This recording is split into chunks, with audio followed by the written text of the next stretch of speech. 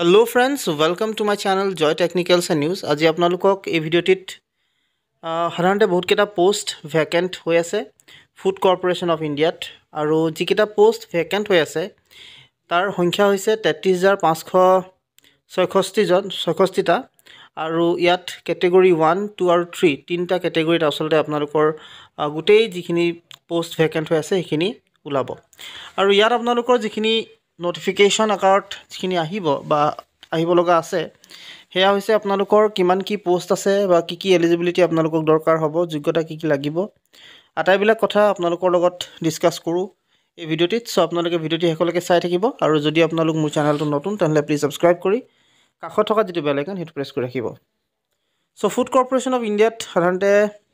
33,566টা post ওলাইছে category 2 আৰু 3 vacancy হিচাপে আৰু ইয়াত আপোনালোকক যিখিনি ৰিক্ৰুটমেন্ট প্ৰসেস আছে ইতিমধ্যে আপোনালোকক লাষ্ট ডেট হোৱা নাই ভেকেন্সিৰ কথা মই ইতিমধ্যে ক'লো পোষ্ট বিলাক হৈছে কেটেগৰী 2 আৰু 3 অৰ্থাৎ গ্ৰেড 2 আৰু গ্ৰেড 3 হ'ব এপ্লিকেশন আপোনালোকে অনলাইন কৰিব পাৰিব আৰু ইয়াত all over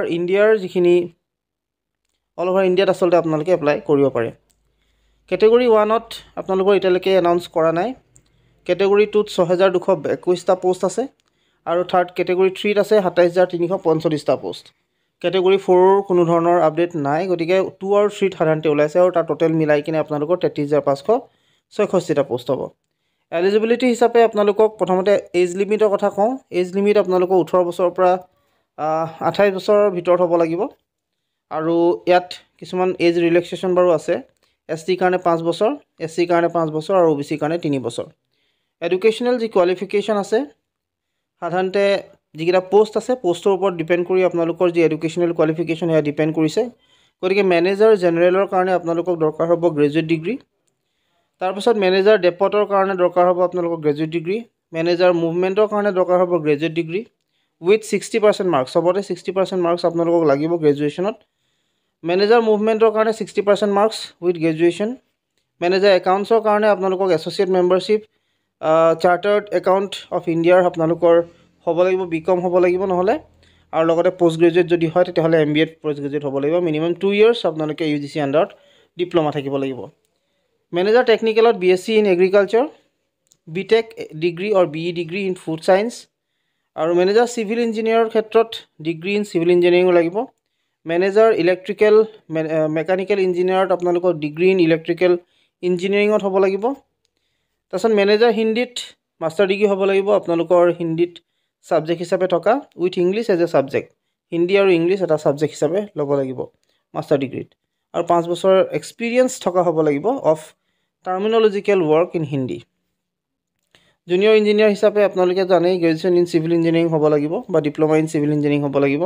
steno grade 2 graduate থাকিব লাগিব along with O level qualification মানে কোৱালিফিকেশনটো আপোনালোকৰ আউটস্ট্যান্ডিং হ'ব লাগিব আৰু লগতে স্পিড হ'ব লাগিব আপোনালোকৰ 40 word per minute আৰু 80 word per minute হিচাপে আপোনালোক থাকিব লাগিব তাৰপিছত এসিস্ট্যান্ট গ্ৰেড 2 হিন্দীৰ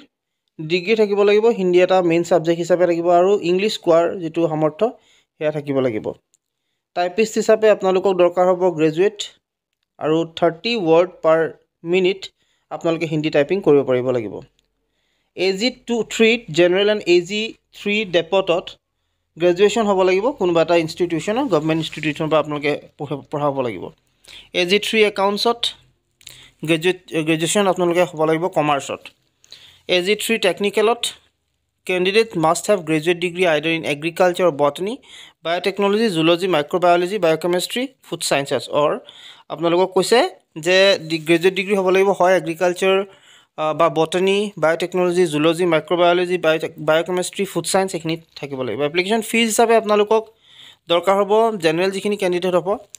হেসকল 800 টকা ফিজ ওবিসি ক্যান্ডিডেটৰ 800 টকা ফিজ ইডব্লিউএছ ৰ 800 টকা ফিজে বিচাৰিছে এসটি আৰু এসসি যিসকল হ'ব তেওঁলোকৰ নো এপ্লিকেশন ফিজ অৰ্থাৎ ফিজ না লাগিব তেওঁলোকক পেমেন্ট মোডটো জানে আপোনালোকে অনলাইন দিব লাগিব সিলেকশন প্ৰসেছত ক্ষেত্ৰত আপোনালোকক যেহেতু অনলাইন কম্পিউটাৰ বেস টেষ্ট হ'ব সিবিটি এক্সাম হ'ব আসলতে ইন্টাৰভিউ হ'ব আৰু ট্ৰেইনিং হ'ব তাৰছত এক্সাম প্যাটাৰ্নৰ ক্ষেত্ৰত আপোনালোকক মাল্টিপল চয়েস কোৱেশ্চন থাকিব অবজেক্টিভ টাইপৰ যিখিনি ফেজ 1 অফ পেপাৰ হ'ব each question will carry 1 marks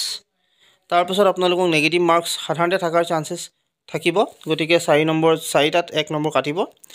তাৰপিছত আপোনালোকে যদি এটা লেফট কৰি দিয়ে কুৱেশ্যন তেতিয়াহ'লে no answer is marked by the candidate there will be no negative marking for that question আপোনালোকে যদি কুৱেশ্যনটো এৰি দিয়ে তেতিয়াহ'লে তাত মাৰ্কিং নেগেটিভ নহয় তাৰপিছত ইংলিছ লেংগুৱেজত টোটেল প্ৰশ্ন থাকিব 25 মেক্সিমাম মাৰ্কছ 25 টাইম থাকিব 15 মিনিটছ ৰিজনিং এবিলিটিত 25 নম্বৰ মেক্সিমাম মাৰ্কছ 25 আৰু 15 মিনিটছ থাকিব নিউমেৰিকেল এপ্টিটিউডত 25 মাৰ্কছ কুৱেশ্যন হ'ব 25 মাৰ্কছৰ তাত মাৰ্কছ থাকিব আৰু 15 মিনিটছ টাইম থাকিব জেনেৰেল ষ্টাডিজৰ কাৰণে 25 সাধাৰণতে আপোনালোকৰ কুৱেশ্যন থাকিব 25টা আৰু যেটো মাৰ্কছ 25 নম্বৰ হ'ব 15 মিনিট থাকিব টোটেল 60 মিনিট সময় পাব আপোনালোকে 100 নম্বৰ মাৰ্কছ থাকিব আৰু 100টা প্ৰশ্ন থাকিব সো ইয়াত আপোনালোকৰ এইখিনি কথা ক'লে আৰু আপোনালোকে এপ্লাইনো কৰিব কেনেকৈ FCI যেটো অফিচিয়েল ৱেবছাইট আছে তাত যাব fci.gov.in আৰু এই ৱেবছাইটত গৈ আপোনালোকে তাতে যেটো ৰিক্ৰুটমেন্ট পাৰ্ট তাতে আপোনালোকে গৈ এপ্লাই কৰিব লাগিব এতিয়ালৈকে আপোনালোকৰ কিন্তু